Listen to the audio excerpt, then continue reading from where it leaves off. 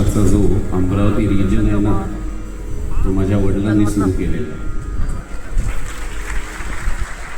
90च्या दशकामध्ये दर उन्हाळ्याच्या सुट्टीला मी अमरावतीत असायचो. त्यामुळे रुक्मिणी नगरमध्ये आम्ही राहायचो. तेव्हा मला अमरावतीची चांगली माहिती आहे.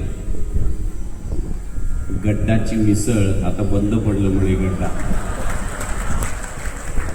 मग ती कुठली माळ टेकडी, राजकमल थिएटर ना, थिएटरचं नाव काय, राजकमल थिएटर. या सगळ्या गोष्टी मला,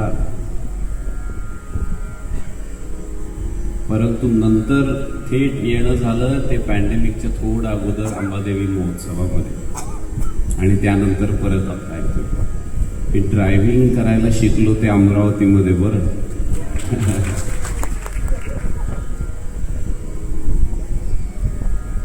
गमछा, तो कूलरमध्ये बादल्याभर पाणी घालत बसायचं, डेझर्ट कूलर ना काय म्हणतात.